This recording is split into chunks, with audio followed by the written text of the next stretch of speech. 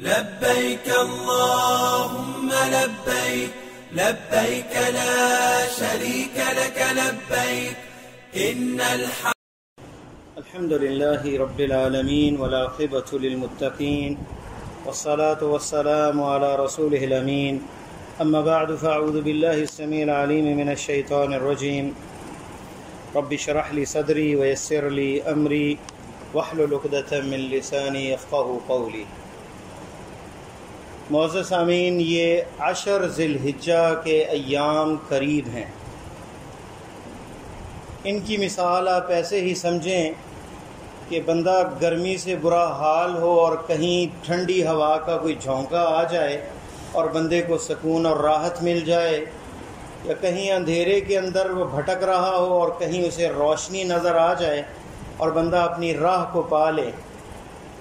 اسی طرح وہ لوگ جو رمضان میں سستی کا شکار تھے، اللہ تعالیٰ کی عبادت جیسے حق ہے ویسے ادا نہ کر سکے، اپنے رب کو نہ منا سکے اور اپنے گناہ نہ بخشوا سکے، ان کے لیے یہ فرصت ہے، اور ہر اس بندے کے لیے فرصت ہے جسے اللہ تعالیٰ نے یہ حیات مستعار کی نعمت سے نوازا ہے اور اس کی زندگی موجود ہے، کیونکہ یہ پتہ نہیں کہ اگلے سال یہ ایام اسے میسر آئیں یا نہ آئیں، جن کے بارے میں پیارے حبیب صلی اللہ علیہ وسلم کا یہ فرمان ہے کہ پورے سال کے دنوں میں ان ایام میں عمل اللہ کے ہاں افضل ہے، بہتر ہے، پسندیدہ ہے، احب ہے۔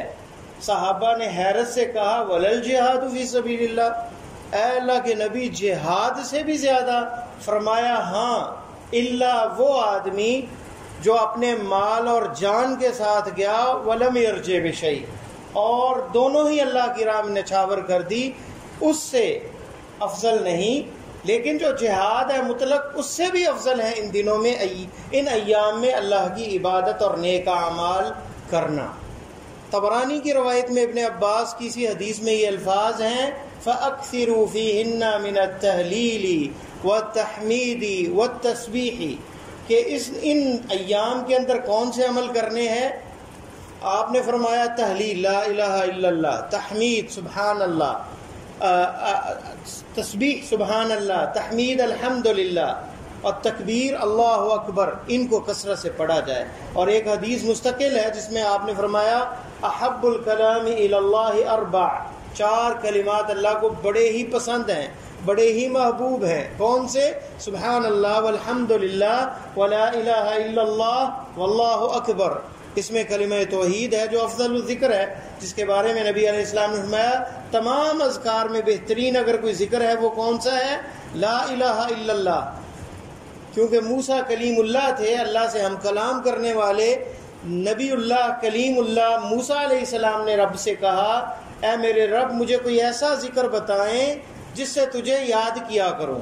اللہ نے فرمایا قل لا الہ الا اللہ، موسیٰ لا الہ الا اللہ پڑھا کرو۔ موسیٰ علیہ السلام کہنے لگے اے اللہ سارے ہی بندے تیرے لا الہ الا اللہ پڑھتے ہیں۔ تو اللہ تعالیٰ نے فرمایا اے موسیٰ اگر 7 آسمان ایک پلڑے میں ہوں، 7 زمینیں ایک پلڑے میں ہوں، اور لا الہ الا اللہ ایک پلڑے میں ہو، لمالت بہن لا الہ الا اللہ، لا الہ الا اللہ والا پلڑا بھاری پڑ جاتا۔ دوسری روایت میں یہ ہے اگر ایک کڑے کی مانند یہ 7 آسمان اور زمینیں ہوتی لقسمتہن لا الہ الا اللہ، تو یہ لا الہ الا اللہ کا کلمہ اسے توڑ کے رکھ دیتا۔ اس لیے یہ کلمہ توحید ہے، اس میں توحید کی فضیلت ہے۔ اور انہی ایام کے اندر عرفہ کا دن ہے جس کے بارے میں نبی کریم صلی اللہ علیہ وسلم نے فرمایا کہ سب سے زیادہ اللہ جہنم سے جو آزاد کرتے ہیں وہ یوم عرفہ کے دن۔ اللہ تعالیٰ کہتے ہیں کہ شعثاً، اور یہ جو پرگندہ بال اکٹھے ہوئے ہیں، یتباہی بہ الملائکہ، فرشتوں کے ہاں اللہ فخر سے ذکر کرتے ہیں ان بندوں کے بارے میں جو عرفہ کے میدان میں ہوتے ہیں۔ اور آپ نے فرمایا صحیح مسلم کی حدیث کے اندر افضل ما قلت انا والنبیون من قبلی، میں نے اور مجھ سے پہلے نبیوں نے جو بہترین دعا یوم عرفہ میں پڑھی وہ کیا ہے؟ لا الہ الا اللہ وحدہ لا شریک لہ لہ الملک ولہ الحمد وہو علی کل شیء قدیر، اور اس میں بھی کلمہ توحید ہے۔ تو یہ ایام اس کے اندر سارے ہی ارکان اسلام آ جاتے ہیں۔ ارکان اسلام کیا ہے؟ توحید ہے، نماز ہے، زکوٰۃ ہے، حج ہے، سارے ہی آ گئے۔ نماز بھی ہے، توحید بھی اس کے اندر آ گئی، یہ کلمات حاجیوں کا لبیک اللہم لبیک کہنا، لا شریک لہ کہنا، پھر اللہ کی راہ میں قربان کرنا اپنا مال، یہ زکوٰۃ کی قسم میں سے ہے جو قربانی ہم جانور قربان کرتے ہیں، پھر حاجی اپنا مال خرچ کر کے حج کرنے کے لیے نکلتا ہے۔ تو ان ایام میں پورے سال کے بہترین اعمال ہیں۔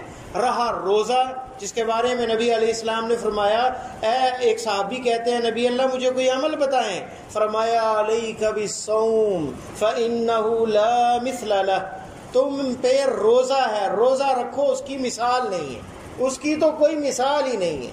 تو روزہ بھی اس کے اندر آ گئے ان 10 ایام کے اندر۔ 9 ذی الحجہ کا روزہ، اس کے بارے میں نبی علیہ السلام کا کیا فرمایا کہ مجھے امید ہے، پختہ یقین ہے کہ اللہ پچھلے سال کے اور آئندہ سال کے گناہ معاف کر دیں گے 9 ذی الحجہ یوم عرفہ کا روزہ رکھنے سے۔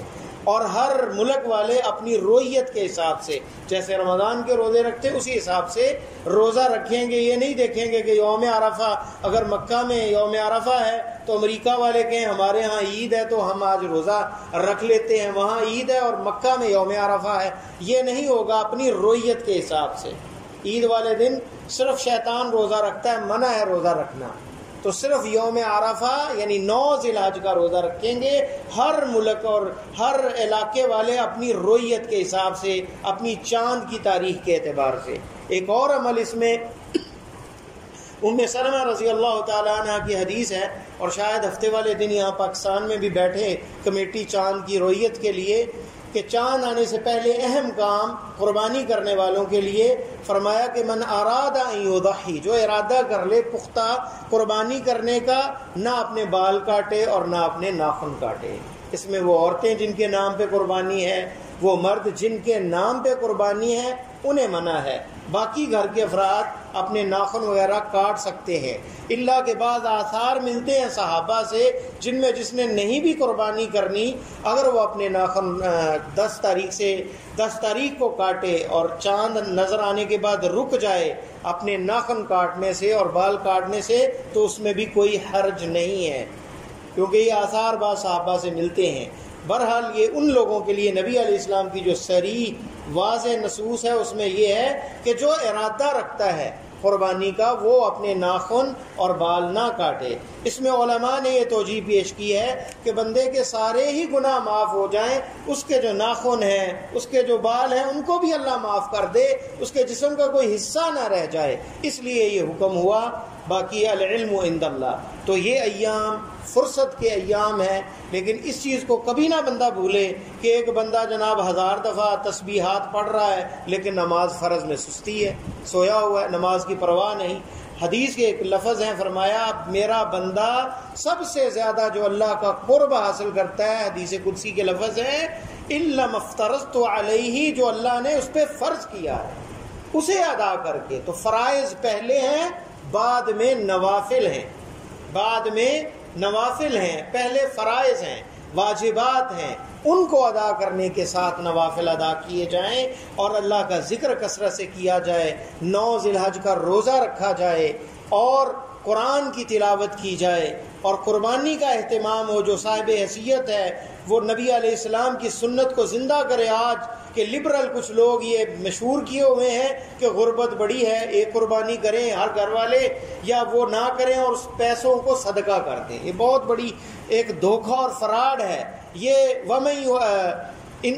اللہ تعالیٰ کا فرمان ہے کہ اللہ تعالیٰ کے شعائر کی تعظیم کرنا جو ہے، انہا من تقوی القلوب، یہ دلوں کے تقوی پہ علامت ہے، اور یہ اللہ کے شعائر ہیں۔ نبی علیہ السلام نے کتنے قربانی کی؟ 100 اونٹ ذبح کیے، 63 اپنے ہاتھ سے، اور باقی علی رضی اللہ تعالیٰ عنہ نے سب اللہ کی راہ میں قربان کیے۔ اور یہ وہ دور تھا کہ ایک مہینہ نبی علیہ السلام کے گھر میں آگ نہیں جلتی تھی، صحابہ کرام میں بھی غربت کا یہ حال تھا کہ 3 دن سے زیادہ نبی علیہ السلام نے گوشت کو سٹور کرنے سے منع کیا تھا تاکہ غریب لوگوں میں تقسیم ہو سکے۔ اس دور میں اگر 100 قربانیاں کی ہیں تو آج بھی صاحب حیثیت اگر کوئی ہے تو اسے چاہیے کہ زیادہ سے زیادہ قربانی کرے، اللہ کے شعیرہ کو بلند کرے، اپنے گھر والوں کے نام، خود اپنے نام، اور غرباء کے اندر گوشت کو تقسیم کیا جائے۔ تو یہ عبادت کے دن ہیں۔ اور ایام تشریق کے بارے میں فرمایا ایام اکل و شرب، یہ کھانے پینے کے اور اللہ کے ذکر کرنے کے ایام ہیں۔ اللہ سے دعا ہے کہ اللہ مجھے اور آپ کو قرآن و سنت پر عمل کرنے کی توفیق عطا فرمائے۔